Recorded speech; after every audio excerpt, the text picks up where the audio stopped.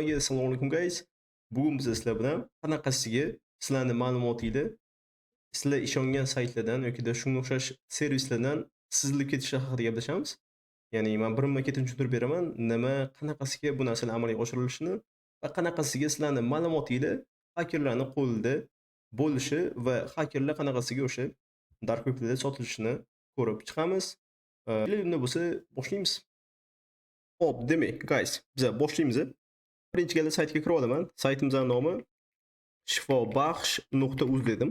Shunaqa sayt bor ekan. Aynan bu yerda hozirda servis doktorlar kontaktlar ishlamayapti. Biz aynan login qismiga boramiz. Login qismida bizani username va parolimizni so'rayapti. Endi biz bu yoqda hech qanaqa login parolimiz bo'lmagani uchun nima qilamiz? Registratsiya ro'yxatga o'tamiz. Full name degan qismimizda biz любой bitta full name, masalan, Alibek Do'stov deb qo'ydim. Username'ga Bekmirza deb qo'ydim. Masalan, Bekmirza. Okay. Passwordga o'sha 1 2 3 4 deyman, 98 1 2 3 4 5 6 7. Misol uchun shunaqa raqam. Okay, registratsiya muvaffaqiyatli o'tildi. Mani username'im bor. Username'im Bekmirza. Parolim esa 1 2 3 4.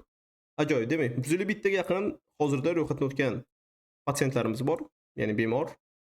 5 ta medical rekordlar va 12 ta aktiv doktorlarimiz bor ekan va ko'rayotgan butun shahar va viloyatlar bo'yicha tarqalgan ekan. Misol uchun add medical record qiladigan bo'lsam, chunki patient list bilan appointments hozir ishlamayapti. Dasturchilar bunga hali ishlashyapti ekan, shu narsalarni to'ldirish uchun. Men add medical record qilaman va bu yerda ko'rishingiz mumkin, patsientni topishimiz mumkin ekan. Misol uchun o'sha fa 1 2 3 4 5 6 7 deb aytadigan bo'lsam, men qaysi bitta patsientni topishim mumkin ekan va shu patsient bo'yicha ishlashim mumkin ekan. Ajoyib narsa. Ya'ni biz pasport ma'lumotlari bo'yicha qidirishimiz kerak ekan. Agarda o'sha pasport ma'lumotlari bilan bitta inson topadigan bo'lsak, biz bu yerda yana unga qo'shimcha so'zlarni berib qo'yishimiz mumkin ekan. Ajoyib. Misolda ekan ko'rlik 1 2 3 4 5 6 7 deb berdim. Xo'p, Karimov chiqdi bizga. Ko'rayotgan bo'lsangiz pasport raqami va telefon raqami va shu bilan blood type, ya'ni qon guruhi deyiladi. Action degan joyda select qiladigan bo'lsam, ko'rayotgan bo'lsangiz o'sha Karimovni tanlayapti. Va aytyapti, diagnosis va treatment plan va additional noteslarni yozishim mumkin ekan. Misol uchun test va test deb yozdim va submit qildim. Okay, medical record added successfully, ya'ni muvaffaqiyatli qo'shildi. Lekin bizda hozir SQL injection ketayotganligi hisobiga, ya'ni biz butun saytning ichidagi ma'lumotlarni ko'ra olmoqchimiz, aynan dasturchining qilgan xatosi tufayli. Demak, men bu yerda birinchi galda nima qilgan bo'lardim? Birinchi galda o'sha patsientni, ya'ni bemorni pasport raqamini berdim va meni tushunishim bo'yicha hozirda dasturchi agarda filtr qilmagan bo'lsa, ya'ni to'g'ri sanitizatsiya deyiladi. Tasavvur qiling, masalan, doktorlar har bitta sizlarga ukol qilishdan oldin to'g'ri sanitizatsiya qilish kerak bo'ladi. Ya'ni sizlarga har xil viruslar yoki bu narsalar yuqmasligi uchun. Men bu yerga bitta kod qo'shdim. Ya'ni SQLni sintaksiga men hozirda yana bitta sintaks qo'shaman va logikasini buzishga harakat etmoqchiman. Enter bosdim. Menga hech narsa bermayapti hozir. Lekin agarda men keladigan bo'lsam va xuddi shu narsani qaytarib aytadigan bo'lsam, and va 1 ga 1, ya'ni 1 doim 1 ga teng bo'ladi. Va yana nima deyishim mumkin? And deyishim mumkin. 1 doim nechaga teng? 1 ga teng deb aytishim mumkin. Demak, hozirda bu 1 ga teng va 1 ga teng va menga hozirda yana Karimovni ko'rsatish kerak bo'ladi. Ko'rayotgan bo'lsangiz Karimov Shavkat Mirziyoyevich deb aytadi ekan. Demak, pasport, telefon raqam, blood type bilan ko'rsatyapti ekan. Men select qiladigan bo'lsam, o'sha insonni yana bizga chiqarib beryapti ekan. Lekin agarda men shu qismida bir to'g'ri bo'lgani uchun true qaytaryapti, ya'ni rost qaytaryapti, lekin agarda bittasi xato qaytaradigan bo'lsa, menga hech narsa chiqarmaydi. Demak, biz hozirda boolean based deyiladi bu narsa. SQL injection'ni topdik. Biz bu SQL injection'ni topganimizdan keyin endilikda keyinchalik qismga o'tishimiz mumkin. Ya'ni men hozirda bitta sintaks yozib ko'raman yana. Kelinglar, keyingi sintaksimizda nima bo'ladi? Ya'ni men hozirda bitta gap bilan ichidagi, ya'ni har qanaqa insonlarni ma'lumotlarini chiqarmoqchiman. Misol uchun email berib ko'ramiz. Hech narsa kerak emas, ya'ni hech narsa qo'ymadim. O'sha qaysi bitta insonnikini qo'ymadim. Shunchaki kodni berdim. Undan keyin kod yozyapti. Men buni tezroq sizlarga demonstratsiya qilmoqchiman, chunki shuni betishingiz uchun. SQL bo'yicha bu uzoq mavzu. Or dedim yoki-da nima qilgan? 1 ni 1 ga tenglashtirgan. Okay. 1 ni 1 ga tenglashtirgandan keyin men unga nima qo'shishim mumkin?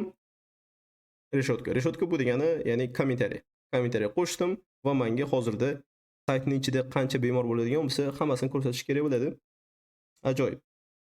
Demak, ko'rayotgan bo'lsanglar, barcha ma'lumotlarni chiqaryapti bizga va bu juda ham ko'p. 150 taga yaqin odamni ma'lumotlari bor, lekin bitta narsani eslatib qo'yish kerak. Bu degani nima? Hozirda men sizlarga aytaman. Demak, shuncha ma'lumotlar bor ekan. Endilikda nima qilamiz? Terminalga o'tamiz. Terminalga o'tishdan oldin men sizlarga aytishim kerak bo'lgan narsa bor. Hop guys, demak, biza hozirgacha qilgan hamma narsamiz asosan fake, ya'ni sayt fake ko'tarilgan, ichidagi ma'lumotlar, ya'ni user ma'lumotlari, foydalanuvchi ma'lumotlari, har qanday ma'lumotlar hammasi fake, o'ylab topilgan inson, o'ylab topilgan har qanday ma'lumotlari. Shunday ekan, buni real hayotda ko'rmaysizlar. Bunaqa narsa ham yo'q narsalardan. Aynan ma'lumotlar bo'yicha aytaman.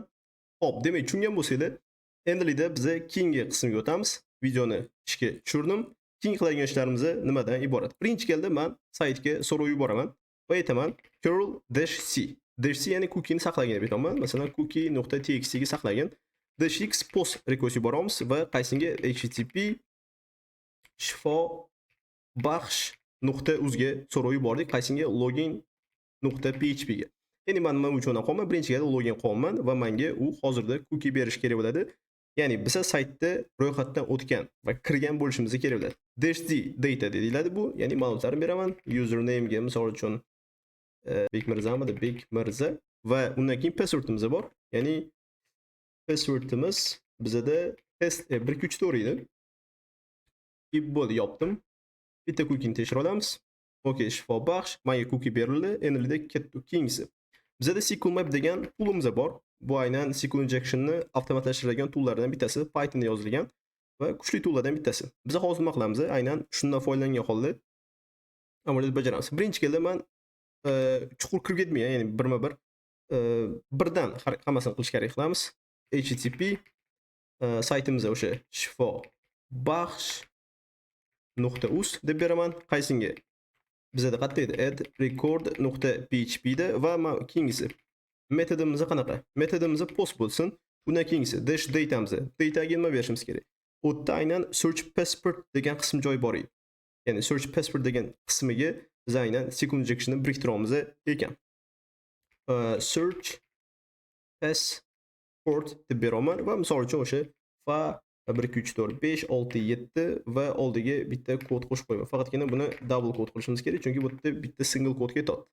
Keyingisi dash cookie. Cookie'miz nima bo'lyapti bizda hozirda? Biza hozir mana shu aynan PHP session ID ni olishimiz kerak bo'ladi. Bir qolamiz keldi, shunchaki o'sha olamiz, ya'ni grep PHP session ID deyman. Cookies txt faqatgina cookie txt ichidan va shu yerdan awk bilan bo'lamiz va aytamizki nima print qilgan 7-sini. Okay, va shu bilan menimcha yopsak bo'ladi. Buni ham yopdik. Boshdagi boshlanishda PHP session ID ni menimcha kerak emas berishim, chunki cookie boshiga bersam yetadi.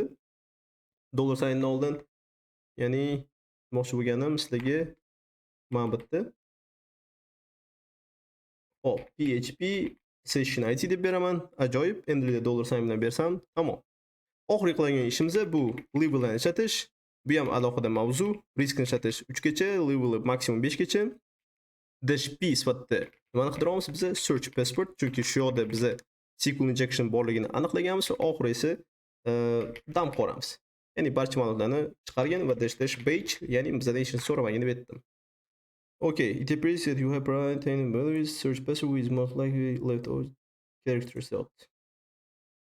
Search dash data da search passport. Menimcha xato yo'q. Va 1 2 3 4 5.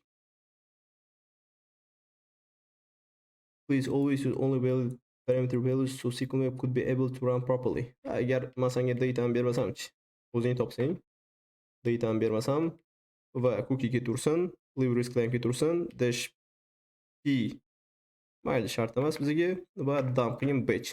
Okay, o'zi aniqlasin. Boshlaydi. Hozirda sayt qanaqa ishlashiga qarab turib bu narsalar davom etadi. Shu narsani esingizdan chiqarmanglar, ya'ni saytga yetib borishi bor. SQL query'larni bajargan paytida qaytib kelishi bor, shuning uchun vaqt oladi.